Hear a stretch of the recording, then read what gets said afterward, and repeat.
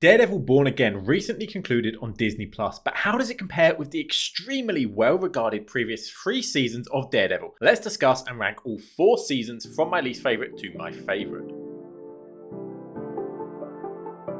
Hello and welcome to Cinemaze, and be sure to subscribe for more videos like this, and let's get right into the ranking. Number 4, Daredevil Born Again. Coming in last place is Daredevil Born Again, which probably isn't much of a surprise. With all the production issues this season went through, we knew it could never live up to the reputation of the original run. But the question is, how good is it? How close did it get to upholding the show's legacy? Honestly, pretty close. Now, while this season isn't perfect, the fact that it had such a troubled production and it's still this cohesive and this engaging is a miracle, and it's a real testament to the new creative team who came in and fixed this show. As I get into more detail, by the way, I will be talking about spoilers for this season, so be warned, if you don't want to hear this, skip ahead to number 3 in my ranking. Now, this season clearly understood there was something special in the casting of Charlie Cox as Daredevil and Vincent D'Onofrio as Kingpin, because they are absolutely what works about this season. They drive the plot and they get all the focus. It's just electric when either character is on screen, and just look at the poster for this season. They clearly knew this was the selling point of the show. These characters are on parallel arcs as Matt finds himself returning to his life as Daredevil, and Wilson Fisk can't help but fall back into his habits as Kingpin. And it's this slow, inevitable descent back to their true selves that really drives the momentum for most of this season, and it's a genius decision. That said, while they understood the power of these two characters, they failed to realize that the other characters made that original Netflix show so special, particularly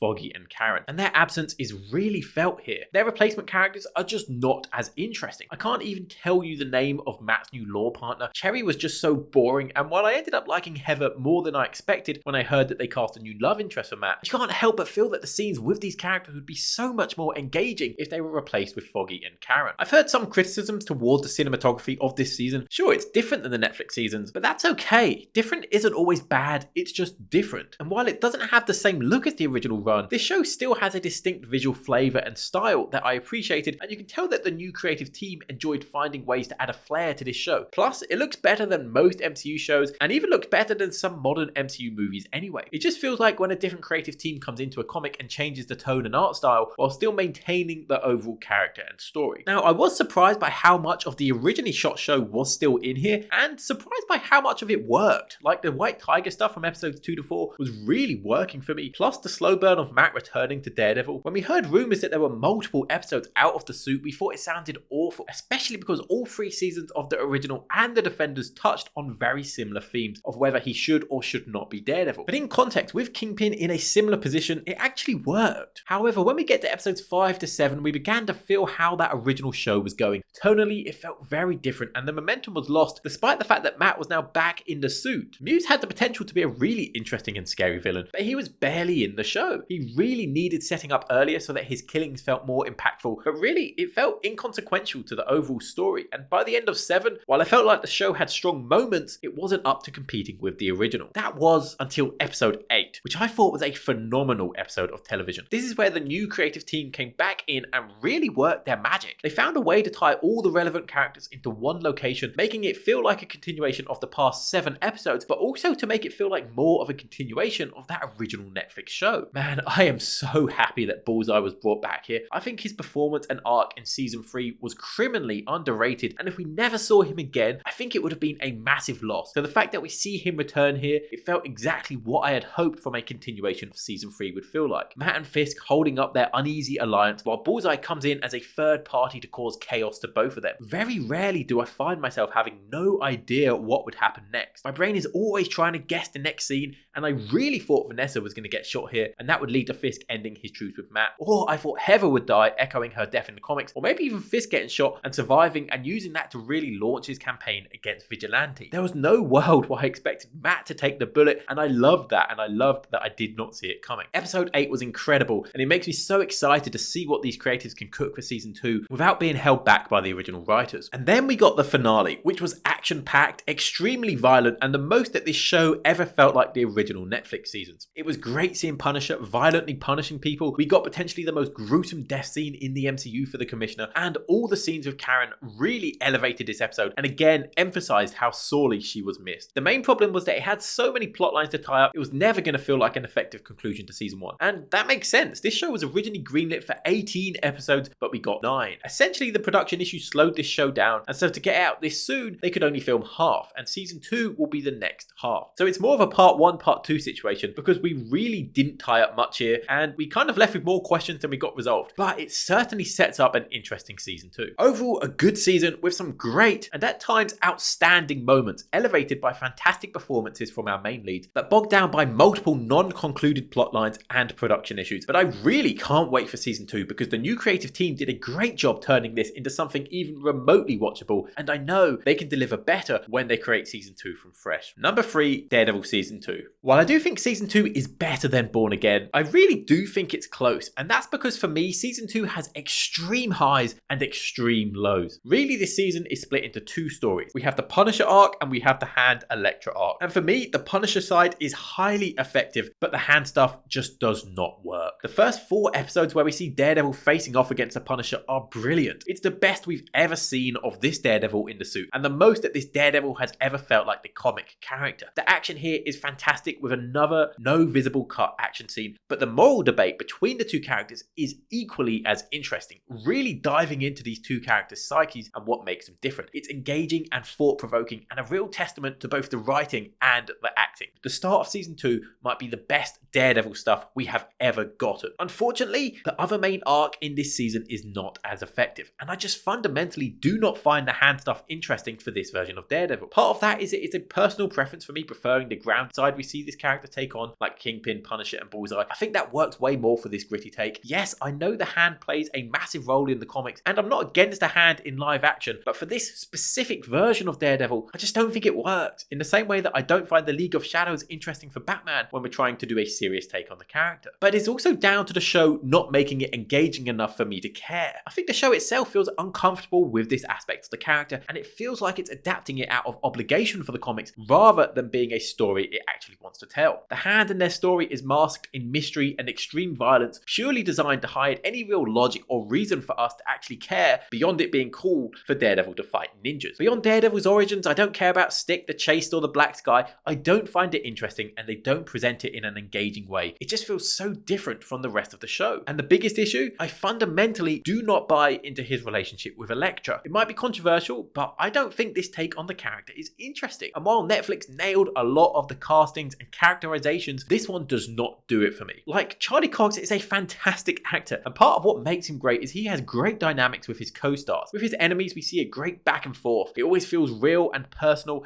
and with the women in his life, we see great chemistry with Karen, Claire, She-Hulk, Heather, the random woman from the DA's office. But when we have a character who is both a villain and a romantic relation, I feel nothing. I do not care for their relationship, and I think what doesn't help is the Karen stuff in this season is great. Their chemistry is off the charts, and it feels like it's just picking up. The moment where they kiss is electric, and the Elektra stuff is just not as believable, and it feels like it's in the way. And I get it, that's the point. She's interrupting his life, but I just struggle to care. It's not all bad. There's still great action in here. It's cool to have a season with Matt in the suit the whole time. This is the only one to do that, and there are some interesting themes, but fundamentally, I just do not find the Hand side of this season as interesting as the Punisher stuff. So overall, it's a wildly inconsistent season for me, where it felt like the creators were trying to find the line between the gritty take on the character and the comic book stuff, and the grounded side of it just always wins. Now, I do rank it over Born Again because despite there being a major plotline I don't find as interesting, it still feels like a complete story with arcs and theme. It just feels more polished and less messy. And like I said, the start of the season is phenomenal. Compare it with Born Again, where I like all of the ideas: Fisk as mayor, Matt defending vigilantes, Muse rising as a threat to the city, Matt and Kingpin descending to their true selves, Punisher being brought into the mix, and Bullseye returning with a vengeance. But that is a lot, and they just aren't all executed or explored equally. Thematically, the show is all over the place while still covering themes that we've kind of seen before. So the ideas are more interesting to me than the Hand, but they aren't finished off as well as we see in season 2. And so I rank season 2 just slightly higher as the better finished product. But it is close. Number 2, season 1. In second place is the first season of Daredevil, and they really hit the ground running with this one. As the first season, this show established a tone, a look, a feel that made Daredevil distinct from other superhero projects, especially Marvel ones. It created this gritty, grounded feeling that still felt like Daredevil, that allowed there to be an emphasis on small stakes, realistic action, and personal journeys, and all of that is what made the show so special. Of course, this is the first season where we met Charlie Cox's Matt Murdock, who just nailed this role and should go down as one of the best comic book castings of all time. The perfect blend of charm, guilt, humor, rage. That's what this character needs. He has chemistry with every actor and he really elevates the material. And of course, Kingpin. They really create a villain who is dangerous, who is evil, who you want to see taken down because he feels so untouchable, but at the same time, they make him feel like a real character. He has a tragic backstory, he has flaws, he has love. These two characters don't get much time together, but when they do, it's electric. Even when they can only interact over a police radio, it's highly effective. But as mentioned about Born Again, it's not just these two that makes this show work, but Karen, who is the audience's entry point into this world, Foggy, who grounds Matt and adds levity, and all the supporting cast, Claire, Ben Urich, Wesley, even making us care about the law firm's clients. This tells the origin of Daredevil very effectively without it feeling weird that this guy has powers and was trained by ninjas in a very grounded world, and smartly undercuts his origin with the present day story. The building momentum of trying to take down Fisk and unraveling the mystery still works on rewatch all these years later. Origin stories can often feel overdone nowadays, and I don't tend to like it when we don't see a character wear the suit for a whole season until the final episode. But in this case it works because it feels like it's a learning experience, and even when he's not in the suit, he still feels like Daredevil. Because here Daredevil is more than the suit. It's the rage, it's the guilt, it's the pain Matt feels within him that he brings to the surface and hones into justice. The show balances the heart, the action, the violence, the religion, the relationships all so effectively, and they all tie together to create the core DNA of Daredevil. Of course, this season set the precedent for the famous Wanners with the fantastic hallway sequence that just feels so real. Punches feel like they hurt, Daredevil feels out of breath and weak, but he keeps going. The show has a distinct visual style without making it feel like a stylized world, and it makes New York feel like a character in itself. And that's so important for our connection to Matt and even Fisk, who both love the city in their own ways. Now, the season isn't perfect. There's still some growing pains in here, which makes it feel slightly less polished than seasons 2 and 3. And much like many of the Marvel Netflix shows, it feels slightly too long, like they didn't quite know how to fill out 13 episodes, with a few episodes detracting from the pacing. But really, that is a minor criticism, and it doesn't dampen overall what this season does so effectively. I can't believe this show is 10 years old now because it still feels fresh and relevant. This is the very blueprint for how to elevate superheroes from comics into live action with something realistic, complex, action-packed, while still embracing the core comic roots of the character, and that's what gets it so high up this list. Number 1, Season 3. Coming in at number 1 is of course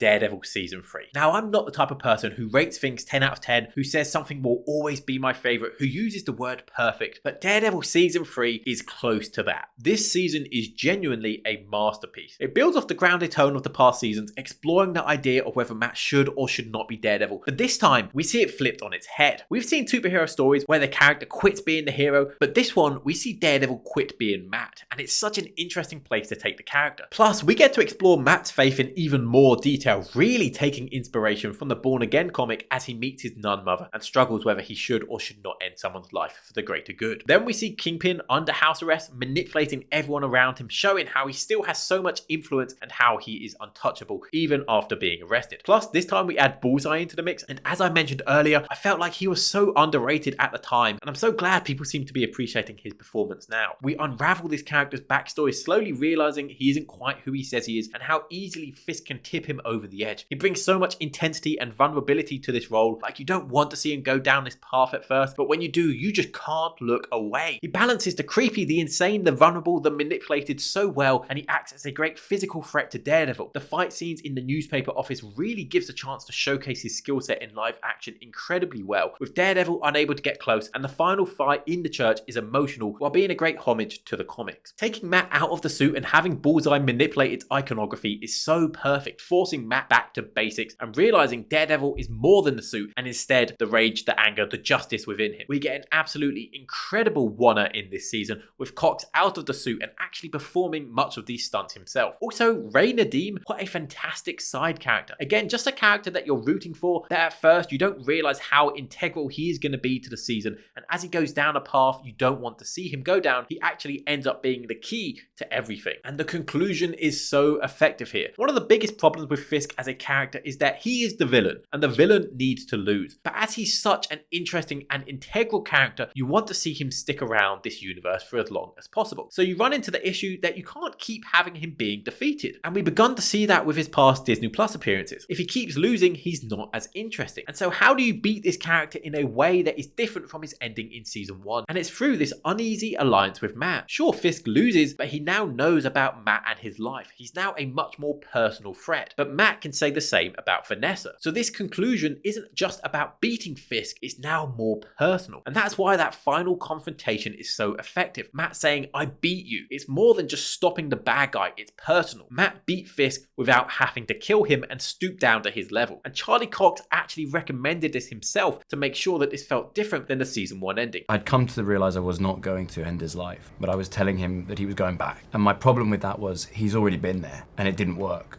It didn't make sense to me. So we reworked some of the scenes. We added the line, "I beat you." Really showing his understanding for this character. I think an argument can be made that the start of this season is slightly slow and some of the plots around Karen and Foggy's brothers take away from the momentum. But as you get closer to the finale, you realize that all of these details are necessary to craft a story which works and which is highly effective. Overall, I think this is an almost perfect season of television. Easily the best live action superhero season of all time. And I think it actually transcends TV and it's just one of the best pieces in the superhero genre, full stop. While I could see a future season of Born Again being better than season 1 of the original show, I really can't see anything beating this because it's just so well crafted. But I'd love to be proved wrong. But for now, Daredevil season 3 comes in at number 1. I hope you enjoyed my ranking. Let me know your rankings in the comments down below. And most importantly, what did you think of Born Again? I think people's thoughts are going to vary quite a bit. Does anyone think it's better than season 2? If you enjoyed this, please give the video a like. It helps my channel out so much. And if you're new around here, be sure to subscribe. I'm aiming to hit 10,000 subscribers this year. So please subscribe to help me get there and see more videos like this on Marvel, DC, or anything else amazing going on in cinema. But for now, thanks for watching. Cinemaze.